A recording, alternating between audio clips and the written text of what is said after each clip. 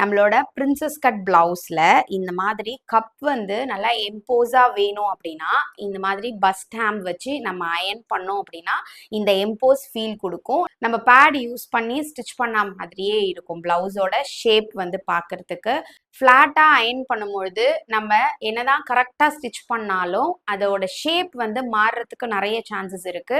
So இந்த மாதிரி first ham use பண்ணி நம்ம வந்து அயன் பண்ணும்போது வந்து பார்த்தீங்கன்னா அந்த ஷேப் வந்து ரொம்ப அழகா பெர்ஃபெக்ட்டா வரும். ஸோ அந்த பஸ் ஸ்டாம்ப் எப்படி பண்றது அப்படிங்கிறத பார்ப்போம். இப்போ பஸ் ஸ்டாம்ப் பண்றதுக்காக நான் வந்து 44 சைஸ் கப் எடுத்திருக்கேன்.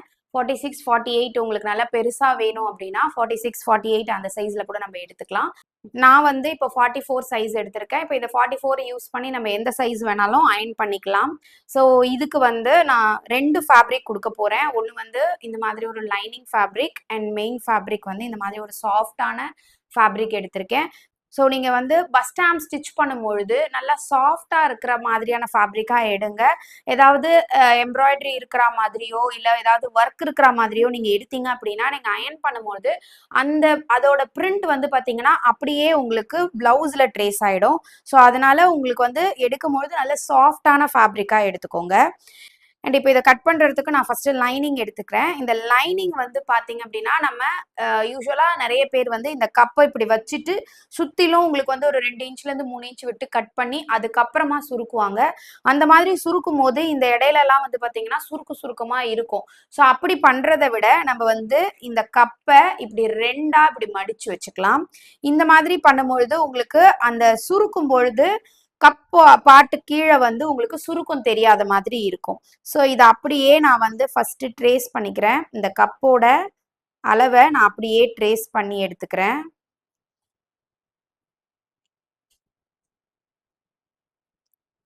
ஸோ இந்த மாதிரி நம்ம ட்ரேஸ் பண்ணி எடுத்ததுக்கு அப்புறமா இதோட மேல் பக்கமா நம்ம ஒரு 1/2 இன்ச் வந்து கொடுத்துக்கலாம் ஸ்டிச்சிங்காக. இப்போ இந்த பீஸ் நம்ம ஜாயின் பண்ணுவோம். ஸோ அந்த ஜாயினிங்காக நம்ம வந்து ஒரு 1/2 இன்ச் கொடுத்துக்கலாம். ஸோ இந்த மாதிரி கொடுத்துட்டு இதுல இருந்து நான் ஒரு 2.5 இன்ச் வரைக்கும் கொடுக்குறேன். 2லேருந்து 2.5 இன்ச் வரைக்கும் நம்ம கொடுத்துக்கலாம். எக்ஸஸ் இருந்தால் கூட லாஸ்ட்டாக நம்ம கட் பண்ணிக்கலாம். ஸோ அதனால ஒரு ரஃப்பாக 2.5 இன்ச் நான் எடுத்துக்கிறேன்.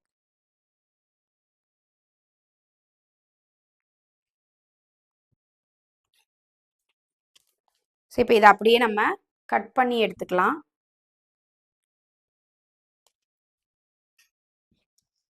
ஸோ இப்போ இதை அப்படியே நம்ம கட் பண்ணி எடுத்துக்கலாம்.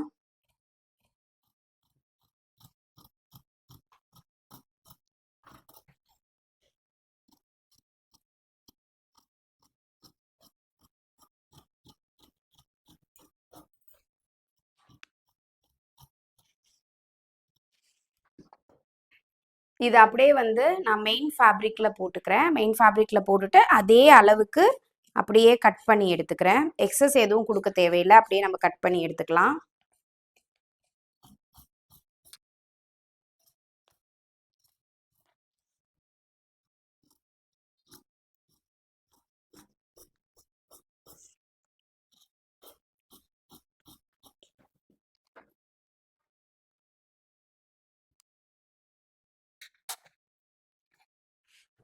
இந்த சைட்ஸ் வந்து மாறிடக்கூடாது. நம்ம எங்கே 1/2 இன்ச் கொடுத்துருக்கோம், எங்கே வந்து 2 இன்ச் கொடுத்துருக்கோம் அப்படிங்கிறது வந்து நமக்கு தெரியணும். ஸோ அதனால் ஜஸ்ட் அதை மார்க் மட்டும் பண்ணி வச்சுக்கலாம். இப்போ இந்த பார்ட்டை இந்த சைடு தான் நம்ம வந்து 1/2 இன்ச்சு கொடுத்துருக்கோம். ஸோ அதனால் ஜஸ்ட் நான் இதை மார்க் மட்டும் பண்ணிக்கிறேன். இதை அப்படியே இந்த மெயின் ஃபேப்ரிக்கில் வச்சு நான் ப்ளேஸ் பண்ணிக்கிறேன். ஸோ இப்போ இது 2 பக்கமும் நம்ம மார்க் பண்ண 2 சைடும் ஒன்றா இருக்க மாதிரி ஃபேஸ் பண்ணி வச்சுட்டு நம்ம இதை சுற்றிலும் இப்போ ஒரு எட்ஜ் ஸ்டிச் மாதிரி போட்டுக்கலாம். இதை சுற்றிலும் வந்து நம்ம லைனிங் அண்ட் மெயின் ஃபேப்ரிக் வச்சு சுற்றி எட்ஜ் ஸ்டிச் போட்டுட்டோம். ஸோ இந்த மாதிரி நீங்கள் திக்காக கொடுக்கும் பொழுது அந்த நம்ம ப்ரெஸ் பண்ணி அயன் பண்ணும்போது இந்த ஃபேப்ரிக் வந்து நமக்கு ஸ்ட்ராங்காக இருக்கும். தின் லேயராக கொடுத்தோம் அப்படின்னா நமக்கு வந்து அதை ஹீட் கொடுக்கும்பொழுது நம்ம கப் வந்து டேமேஜ் ஆகிறதுக்கு நிறைய சான்சஸ் இருக்குது. ஸோ அதனால் வந்து ஒன்று திக் ஃபேப்ரிக்காக கொடுங்க காட்டன்லேயே, இல்லைனா இந்த மாதிரி டபுள் லேயராக கொடுத்துக்கோங்க. கொடுத்து இந்த மாதிரி சுற்றி எட்ஜ் ஸ்டிச்சஸ் போட்டாச்சு. இப்போ நம்ம எங்கே 1/2 இன்ச் கொடுத்துருக்கோம் ஆல்ரெடி நம்ம அதை மார்க் பண்ணியிருக்கோம் இல்லையா. ஸோ இந்த இடத்துல நம்ம வந்து 1/2 இன்ச் இந்த பாயிண்ட்ல மார்க் பண்ணியிருக்கோம். அதே மாதிரி இந்த இடத்துல மார்க் பண்ணியிருக்கோம். ஸோ இதை வந்து அப்படியே right side to right side இப்படி ஃபேஸ் பண்ண மாதிரி இப்படி வச்சுக்கோங்க. வச்சுட்டு நம்ம இந்த போர்ஷனை மட்டும் 1/2 இன்ச்சு ஸ்டிச் பண்ணிட்டு வந்துடலாம். ஸோ இப்போ 1/2 இன்ச் வந்து ஸ்டிச் பண்ணதுக்கப்புறமா நம்ம ஸ்டிச் பண்ணியிருக்க இந்த சைடு வந்து நாட்ச் பண்ணிக்கலாம். ஸோ நல்லாவே நாட்ச் கொடுங்க, அப்போ தான் அந்த ஷேப் வந்து நமக்கு நல்லா அழகாக தெரியும். ஸோ நாட்ச் பண்ணிவிட்டு இப்படி டர்ன் பண்ணிங்க அப்படின்னா நமக்கு அந்த கப் போர்ஷன் வந்து கிடச்சிரும். அதுக்கு முன்னாடி நம்ம என்ன பண்ணணும்னா, நம்ம ஸ்டிச் பண்ணியிருக்கிறத இந்த மாதிரி ஓப்பன் பண்ணிக்கோங்க. ஓப்பன் பண்ணிவிட்டு நல்லா ப்ரெஸ் பண்ணி அயன் பண்ணிக்கோங்க. ஏன்னா ஒரே சைடாக இருந்துச்சுன்னா ஒரு பக்கமாக நமக்கு ஹெவியாக இருக்கும். ஸோ அதனால் இப்படி ஸ்ப்ளிட் பண்ணிட்டோம் அப்படின்னா அந்த ஷேப் வந்து ஃப்ரண்ட்டில் வந்து நமக்கு டிஸ்டர்ப் பண்ணாது.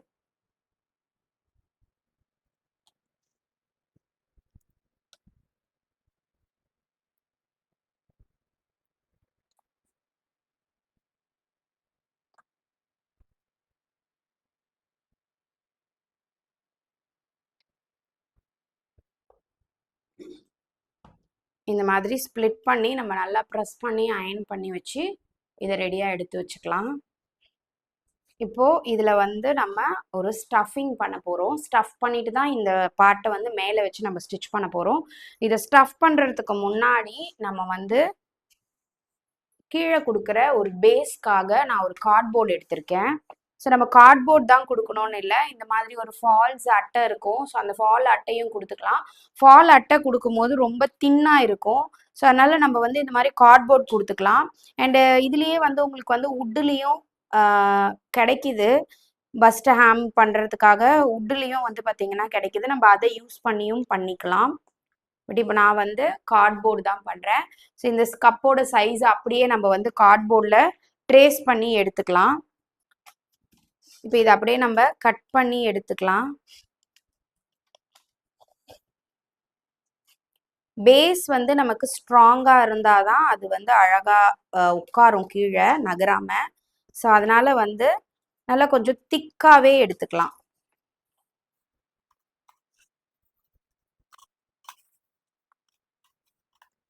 ஸோ ஸ்டஃப் பண்ணி வைக்கிறதுக்கு முன்னாடி நம்ம வந்து இதை கட் பண்ணி எடுத்துக்கணும். அப்போ தான் அதோட அளவு நமக்கு தெரியும்.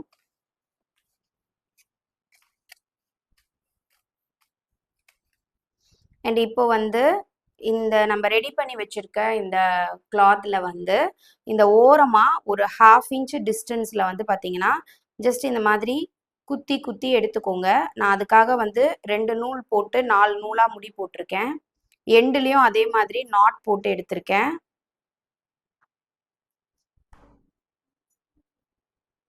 ஸோ இதே மாதிரியே 1/2 இன்ச்சாக நம்ம வந்து குத்தி குத்தி எடுத்துக்கலாம்.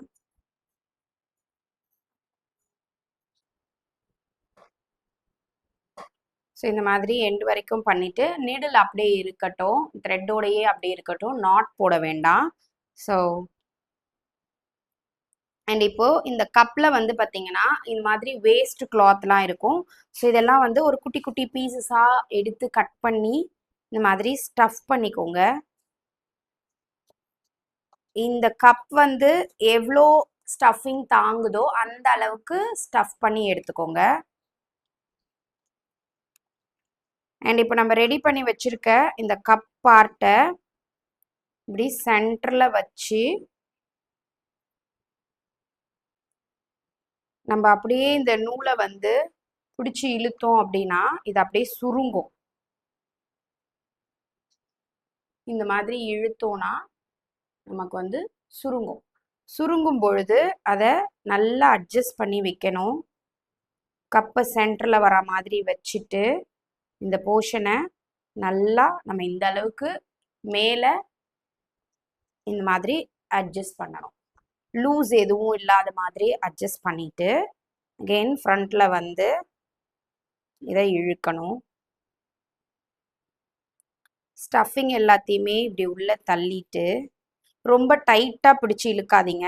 எந்த அளவுக்கு உங்களுக்கு வந்து வருதோ லூஸ் வருதோ அந்த அளவுக்கு மட்டும் இந்த மாதிரி பண்ணுங்க. இப்போ நம்ம இதை கட் பண்ணிட்டு ஜாயின் பண்ணதுனால இந்த இடத்துல நமக்கு எங்கேயுமே சுருக்கும் வராது. ஸோ கப்போட சைஸ் நமக்கு அப்படியே வந்துடும். ரவுண்டா கட் பண்ணிட்டு பண்ணும்பொழுது என்ன ஆகும்னா இங்க எல்லாமே சுருக்கமா வரும். ஸோ இது வந்து நிறைய பேர் ஃபேஸ் பண்ணியிருப்பீங்க. பட் இந்த மாதிரி ட்ரை பண்ணீங்க அப்படின்னா உங்களுக்கு அந்த இஷ்யூஸ் இருக்காது. ஸோ இதை அப்படியே நம்ம வந்து லாக் பண்ணிக்கலாம்.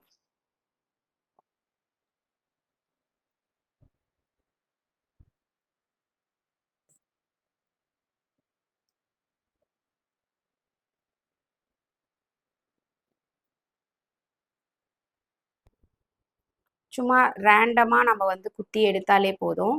ரொம்ப பர்ஃபெக்டாக இருக்கணும் அப்படிங்கிற அவசியம் இல்லை. இந்த மாதிரி ரேண்டமாக குத்திட்டு லூஸ் மாத்திரம் இல்லாமல் எடுத்துக்கலாம். அதே சமயம் ஈவனாகவும் இருக்கணும்.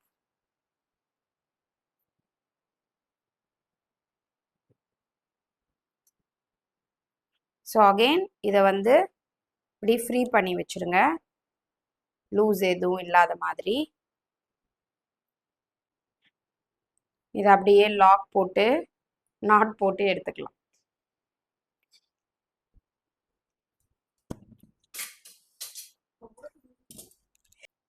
ஸோ இப்போ இந்த ஸ்டஃபிங் வந்து நமக்கு ரெடி ஆயிடுச்சு. எங்கேயுமே சுருக்கம் இல்லாத மாதிரி நமக்கு அப்படியே இதை ரெடி பண்ணி எடுத்துக்கலாம். அண்ட் இப்போ நம்ம எடுத்து வச்சிருக்க கார்ட்போர்டு எடுத்து நமக்கு என்ன ஃபேப்ரிக் கீழே வேணுமோ, நீங்கள் கான்ட்ராஸ்டாக வேணும்னாலும் நம்ம கான்ட்ராஸ்டாக கொடுத்துக்கலாம். ஸோ என்ன ஃபேப்ரிக் வேணுமோ அந்த ஃபேப்ரிக்கில் அதே மாதிரியே நம்ம வந்து இதை வச்சுட்டு கார்ட்போர்டை சுற்றிலும் நம்ம வந்து ஒரு 2 இன்ச் இருக்கா மாதிரி கொடுத்துக்கலாம்.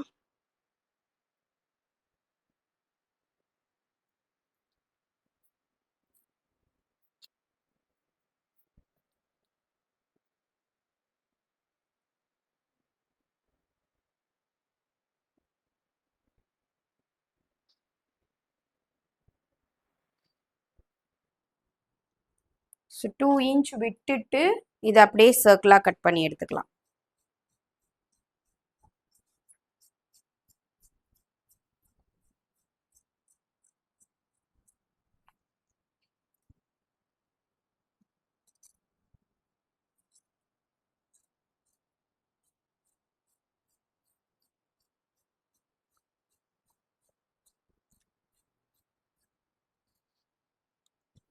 ஸோ இது மாதிரி ரேண்டமாக கட் பண்ணி எடுத்துட்டு சேம் அதே மாதிரியே நம்ம வந்து இருக்கிற பேலன்ஸ் த்ரெட்டில் நம்ம கப்பில் பண்ண மாதிரி 1/2 இன்ச் விட்டுட்டு அப்படியே 1/2 இன்ச்சுக்கு குத்தி எடுத்துக்கலாம்.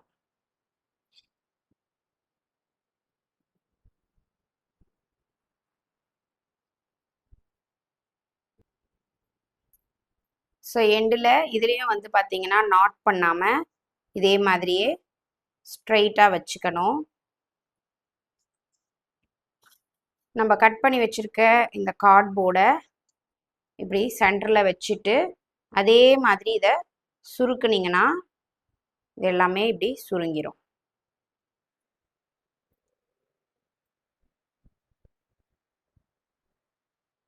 இதை என்ன பண்ணிக்கோங்க, நல்லா ப்ரெஸ் பண்ணி அயன் பண்ணிங்க அப்படின்னா நல்லா ஃப்ளாட்டாக படிஞ்சிரும். அயன் பண்ணி இதை நல்லா இழுத்து ஒரு நாட் போட்டுக்கோங்க கழலாத மாதிரி.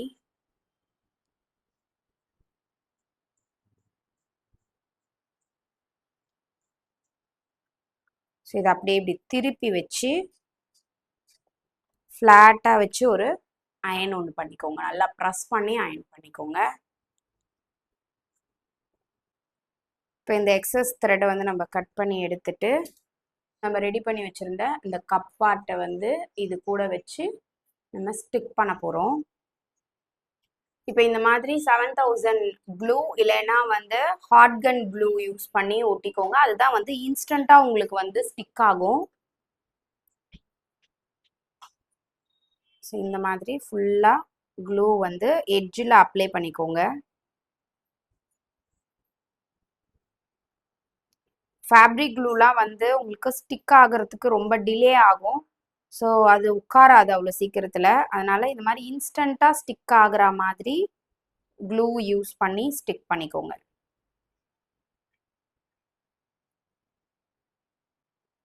இப்போ ஜஸ்ட் இது அப்படியே ஒரு 5 செகண்ட்க்கு ஹோல்ட் பண்ணிக்கோங்க.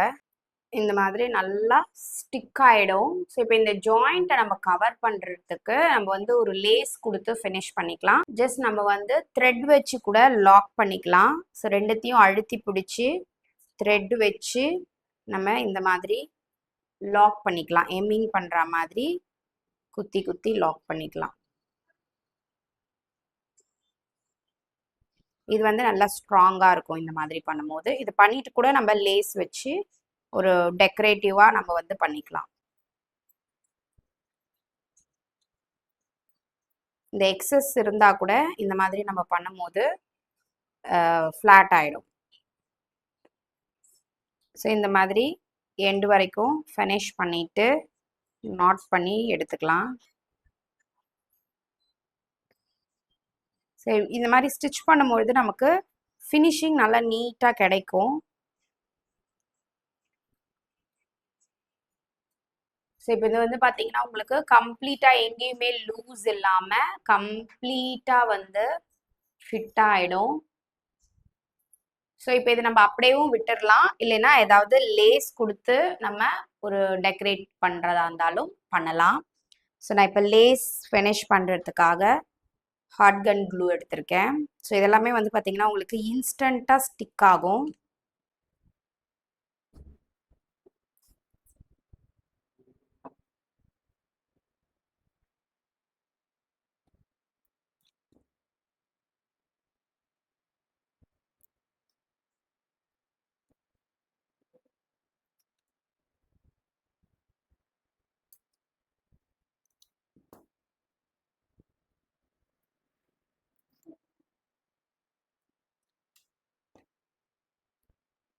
ஸோ இதெல்லாமே இப்போ கொஞ்சம் நம்ம அப்படியே அட்ஜஸ்ட் பண்ணி விட்டுக்கலாம். இந்த கேப் இருக்கிற இடத்துலலாம் நம்ம க்ளூ அப்ளை பண்ணி ஃபினிஷ் பண்ணிடலாம். ஏன்னா தூக்கிட்டு இருக்கக்கூடாது. அட் த சேம் டைம் லேஸ்லாம் ரொம்ப ஹெவி லேஸும் நம்ம வந்து யூஸ் பண்ணக்கூடாது. ஏன்னா ஹெவி லேஸ் யூஸ் பண்ணோம் அப்படின்னா நம்மளோட ஃபேப்ரிக்கில் அயன் பண்ணும்போது அதோட லேஸோட அந்த அச்சு வந்து அப்படியே பதிஞ்சிரும். ஸோ இப்போ நம்மளோட பஸ்ட் ஹேம் வந்து ரெடி ஆயிடுச்சு.